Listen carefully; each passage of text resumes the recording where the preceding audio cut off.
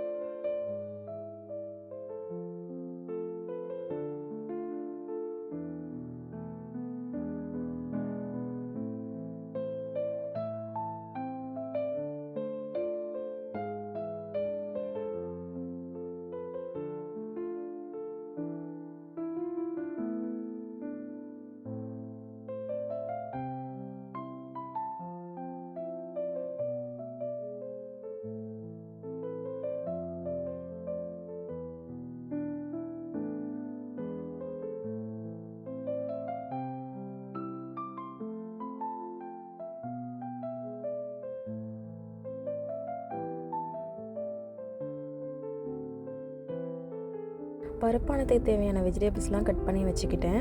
நான் பருப்பானத்தில் தக்காளி எல்லாம் சேர்த்துக்கிட்டு நான் இதில் ஷயானுக்கு கேரட்டும் உருளைக்கிழங்கும் சேர்த்துக்கிட்டேன்.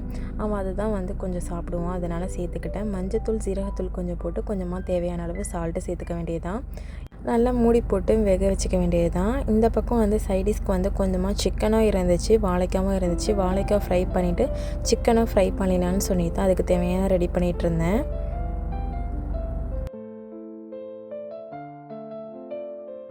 ஆஸ் யூஷுவல் நம்ம ஃப்ரை பண்ணுற மாதிரி தான் நான் வாழைக்காய் ஃப்ரை பண்ணியிருந்தேன்.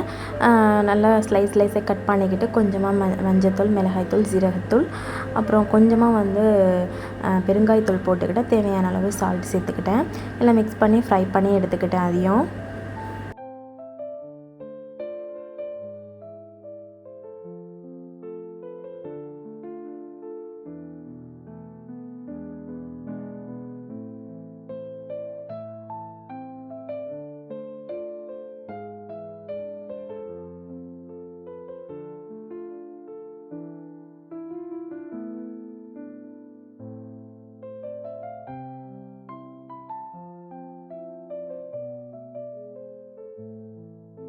அன்றைக்கி வெதரும் சூப்பராக இருந்துச்சு. நல்லா கிளைமேட் நல்லா சில்லுன்னு இல்லாமல் ரொம்ப சூடாகவும் இல்லாமல் நல்லா இருந்துச்சு. நெக்ஸ்ட்டு இந்த பருப்பானதுக்கு தான் இந்த தாளிப்பு ரெடி பண்ணிக்கிட்டு இருக்கேன். கொஞ்சமாக எண்ணெயில் வெங்காயத்தை தாளித்து அதில் பச்சை மிளகா, கருவேப்பிலாம் போட்டு கொஞ்சமாக பெருஞ்சீரகத்தூள் போட்டு நல்லா மிக்ஸ் பண்ணி அதில் போட வேண்டியதுதான்.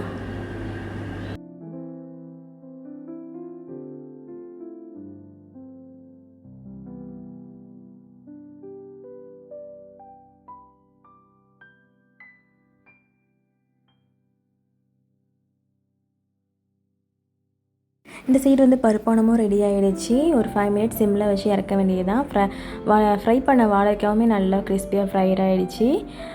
நெக்ஸ்ட்டு ரைஸ்க்கு போட்டலான்னு சொல்லிட்டு தான் ரைஸை நல்லா வாஷ் பண்ணி எடுத்து வச்சுருந்தேன். நான் எப்போதுமே கொஞ்சம் வடித்து தான் சாப்பிடுவேன். நானும் அதுமாரி வடித்து தான் சாப்பிட்டுட்ருக்கேன் இப்போது. அந்த பக்கம் ரைஸும் ரெடி ஆகிடுச்சு. இந்த பக்கம் வந்து சிக்கனுக்கு ஃப்ரை பண்ணுறதுக்கு மசாலாலாம் சேர்த்துலான்னு சொல்லிட்டு தான் வந்திருக்கேன். மஞ்சத்தூள், மிளகாத்தூள், ஜீரகத்தூள், உப்பு, அப்புறம் கொஞ்சமாக கர்டு, கார்ன்ஃப்ளவர் மாவு போட்டுக்கணும். அது எல்லாத்தையும் சேர்த்து மிக்ஸ் பண்ணிக்கிட்டு ஒரு 10 மினிட்ஸ் வந்து நல்லா அதுலேயே நல்லா அந்த மசாலாலாம் ஊறினா அந்த பொரிக்கும் போது டேஸ்ட்டாக இருக்கும். மசாலா வந்து ஒட்டாமல் வரும். அன்றைக்கி வந்து வீட்டையும் க்ளீன் பண்ணியிருந்தேன். சரின்னு சொல்லிட்டு ஊதியும் போட்டு விட்டுட்டேன். நெக்ஸ்ட்டு வந்து ஊது போட்டு முடிச்சுட்டு அங்கே சிக்கன் வந்து ஃப்ரை பண்ணிடலான்னு சொல்லிட்டு தான் போயிருந்தேன். ஃப்ரை பண்ணி அதையும் நல்லா ஃப்ரை பண்ணி எடுத்துக்கிட்டேன்.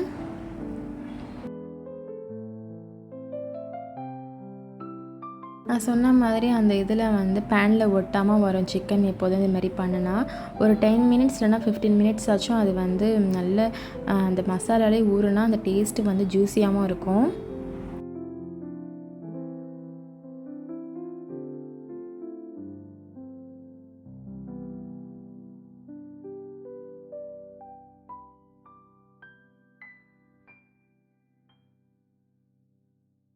பருப்பானம், வாழைக்காய் ஃப்ரை, சிக்கன் ஃப்ரைலாம் வச்சு சூப்பராக சாப்பிட்டாச்சு.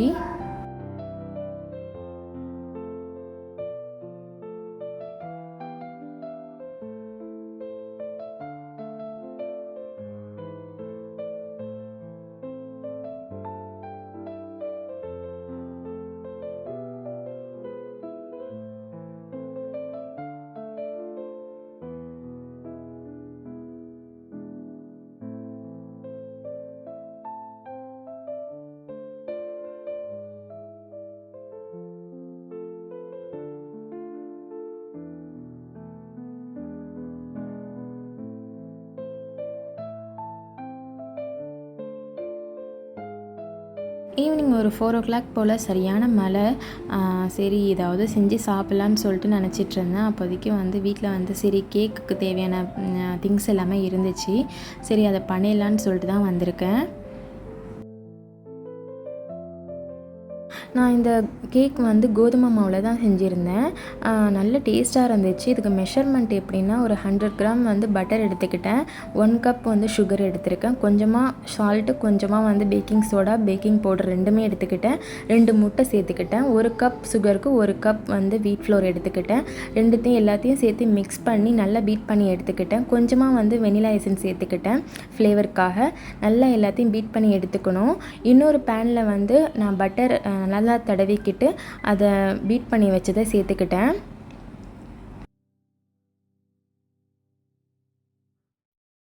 கொஞ்சமாக குக்கீஸ் மட்டும் மேலே சேர்த்துக்கிட்டு ஒரு 5 மினிட்ஸ் மட்டும் வந்து 180 டிகிரியில் வந்து நான் ஓவனில் வச்சு எடுத்துக்கிட்டேன்.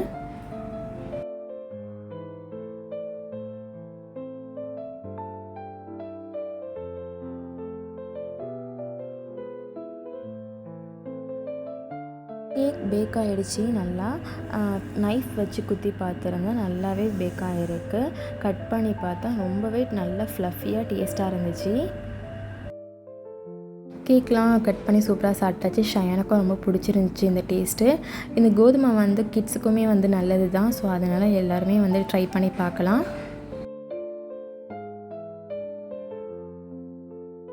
அவ்வளோதான், வீடியோட எண்டிங்க்கும் வந்தாச்சு. இந்த வீடியோ புதுசாக பார்க்குறீங்கன்னா நம்ம சேனலை ஃபுல்லாக பார்த்துட்டு சப்ஸ்கிரைப் பண்ணிக்கோங்க.